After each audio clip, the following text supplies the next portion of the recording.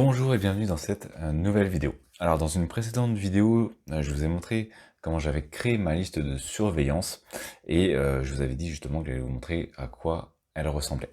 Alors voilà sous les yeux ma liste de surveillance qui est composée de 45 actions. Alors ici l'idée c'était pas forcément de vous montrer les entreprises qui composent cette liste, c'était plus de vous montrer comment ça fonctionne, si ça peut donner des idées justement à certaines personnes qui se demandent comment créer une liste de surveillance. Alors, bien entendu, il existe un tas de logiciels gratuits en ligne qui permettent de créer des listes de surveillance.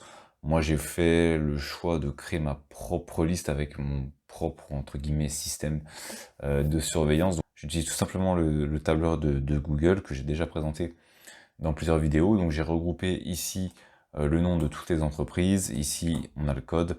Ensuite, on a ici le pays de l'entreprise. Ensuite, on a deux critères. Soit alors si c'est oui, c'est que c'est une entreprise qui ressort de la sélection que je vous ai présentée dans la précédente vidéo. Et s'il y a le critère ma liste, c'est que c'est une action que j'ai ajoutée manuellement et qui n'était pas passée à travers les différents filtres que j'avais expliqués. Ensuite, on a le cours actuel de l'action. On va avoir le pourcentage de variation sur la journée.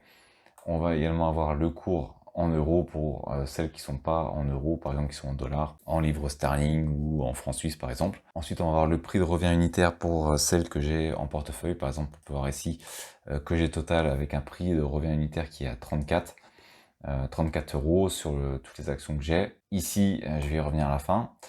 Sur cette partie-là, on a les tendances. Alors si vous suivez mes vidéos où je fais des petites analyses au niveau des actions, c'est quelque chose que vous avez déjà vu, hein, tendance à 5 ans, la tendance à 10 ans, la tendance à 20 ans. Ensuite ici, on a les différentes notes que vous avez déjà vu également dans le modèle. Alors ici, la note, je la place sur 20. J'utilise juste un coefficient, parce que normalement elle est sur 17, mais j'utilise un coefficient pour la mettre sur 20, c'est plus facile à lire.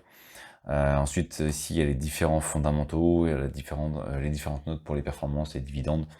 Ensuite, ici, j'ai le rendement actualisé de l'action, le PER, la variation du cours de bourse sur 10 ans, du dividende sur 10 ans, et la performance, donc dividende et croissance cumulée. Donc voilà, j'ai tous ces indicateurs sous les yeux, ça me permet en un seul tableau d'avoir à peu près tous les indicateurs et de pouvoir même comparer entre elles les différentes actions. Et ensuite, ici, j'ai la note d'achat. Alors, pour l'instant, j'ai que deux critères, c'est avoir et achat. Faut juste que je l'affine encore, mais faut que je prenne le temps de réfléchir à la formule que je vais utiliser. La priorité, c'était d'utiliser une formule pour pouvoir basculer en mode achat. C'est-à-dire que j'utilise certains des critères qui sont ici dans le tableau, et pour chaque ligne, ensuite, il est analysé également en fonction du cours. Et si tous les critères sont remplis, eh bien ça passe en vert pour dire que ça peut être un bon moment pour passer à l'achat. Donc voilà, ça c'est ma liste de surveillance, c'est du fait maison entre guillemets, c'est pas parfait, mais bon, ça me permet déjà d'avoir quelques petits indicateurs. C'était les fameux signaux d'achat que j'avais évoqué dans la vidéo précédente. Et là, je vous montre une des lignes qui se trouve dans la liste de surveillance, c'est Total Energy, qui est, comme je l'ai dit, une action que j'avais rajoutée puisqu'elle n'avait pas passé notamment le premier filtre sur l'augmentation des dividendes, puisqu'ils avaient connu une petite baisse de dividendes, presque rien, mais bon, les critères sont les critères. Voilà, donc c'était une vidéo plutôt rapide, pour peut-être vous donner des idées. Si vous voulez créer une liste dans un tableur, eh bien voilà, moi j'ai créé une liste qui ressemble à ça. Si vous avez la vôtre, n'hésitez pas à mettre un commentaire, voir peut-être des idées que vous avez que moi j'ai pas eu. Ça pourrait toujours me permettre d'améliorer et partager les idées, notamment qu'on peut avoir entre nous. Lorsqu'on a investi, c'est vrai qu'on pense pas forcément à tout. Enfin moi c'est la première version que j'ai faite. Il faut juste que j'améliore actuellement, notamment sur la partie note d'achat, que j'affine un petit peu plus, je trouve. Au niveau des différents critères, notamment là j'en ai que deux, achats à voir, mais je pense qu'il faut que je mette aussi rester à l'écart, très loin même, c'est en fonction des prix s'ils sont trop élevés ou pas. Aussi les critères sont pas assez bien respectés. À noter que c'est une liste qui peut totalement évoluer dans le temps, bien entendu. Là c'est actuellement elle est composée de ces actions-là, mais je peux ajouter des nouvelles actions. Comme je l'ai dit, mon objectif c'est d'essayer de pas trop dépasser les 50, parce qu'après ça commence à devenir un petit peu compliqué de surveiller tout le monde.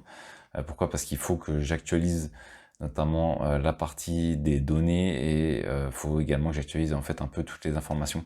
Donc pour ça j'utilise un petit script qui va chercher les informations et qui ensuite les calcule, mais faut tout lancer, donc des fois ça prend un petit peu de temps.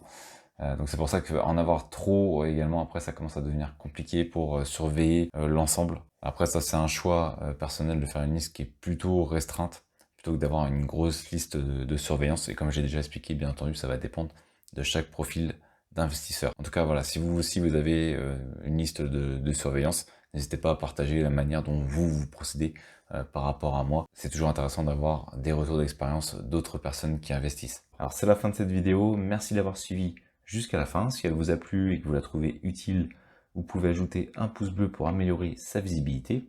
Et abonnez-vous à la chaîne pour ne rien manquer des prochaines vidéos.